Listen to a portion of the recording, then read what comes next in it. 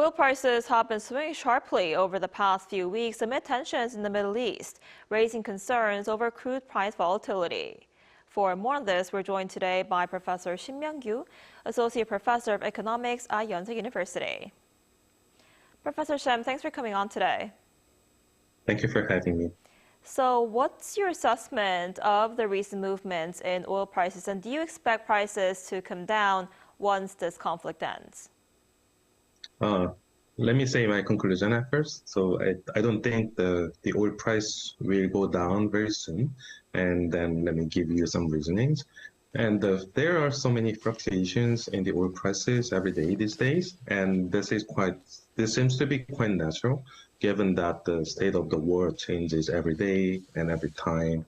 So as we observe these days, the US president sometimes sends a signal that the situation would become worse, and then he changes his words or stance after a while, that there can be a kind of the peace talk between the US and Iran. So given that we see many complex signals about the current state of the economy, it is quite natural that oil price swings a lot. And that's why we see $100 per barrel in the morning, and then it drops by 10% on the same day.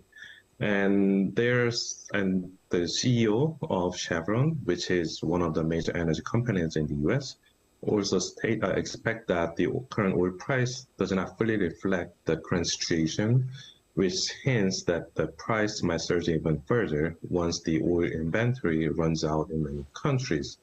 And I fully agree with that kind of idea. So unless there is a dramatic change in the current state in the Middle East, I expect that there still is a room for the oil price to increase more than going down with more fluctuations. I see. The head of the IEA, International Energy Agency, also said the impact of the current energy crisis is equivalent to the two major oil crises in the 1970s and the 2022 natural gas crisis after Russia invaded Ukraine, all put together. How serious is the current situation? Yes, the current situation seems to be somewhat similar to what we experienced in the 1970s. This is essentially because the war affects the energy prices, which can eventually increase the overall price level, and so potentially drag down the global economy, which can lead to the severe crisis. But I have a little bit different opinion from the IEA president, because we need to understand how much the global economy depends on oils. And actually, it has increased over time. First of all, the US economy, which is one of the important engines of the global economy, does not rely on the oil imports from the Middle East when we compare that to 1970s.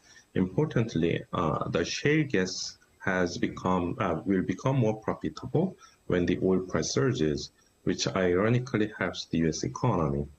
And also, if we just look at the current economy, the situation might not be that bad compared to what we experienced in the 1970s. I did some analysis with my colleague, and what we found out was that if there is an increase in oil price that originated from the supply side of the oil market, differently from what we usually suspect, that does not really hurt the current economy in a significant way. So unless the war becomes more worse, and unless it becomes more prolonged than we usually expect, then I don't think the current situation becomes like the energy crisis that we experienced in the 70s. I see. So the current situation is a bit different from what we saw in the 1970s. And gold is typically seen as a safe haven asset, especially in times of war like this and other crises. But why are gold prices falling? Yes, as you just point out, gold is usually believed to be an asset that gains its value or demand during the recession or when the global economy faces severe problems that we experience these days. Because it is believed to be relatively a safe asset than the other assets. However, this time seems to be a little bit different from before because of the expectation that interest rate might hike in the near future, or at least it will not become lower as previously expected. And this is because the surge in oil price can result in inflation, as I pointed out earlier, and the Fed or the other central banks might need to fight against the inflation by raising the target rate. And gold does not yield any interest when you hold it. So demand for it becomes lower when the rate of return for the other assets or any kind of alternative assets increase, which lead to lower gold prices. I see. And as for South Korea, the Korean won has weakened to its lowest level in over a decade, and it actually hit a 17-year low against the US dollar this week. So to what extent is the ongoing conflict affecting the Korean economy? Yeah, most importantly, the uncertainty about the trade policy and also geographical risk around the world does not seem to be fully resolved as we experienced recently.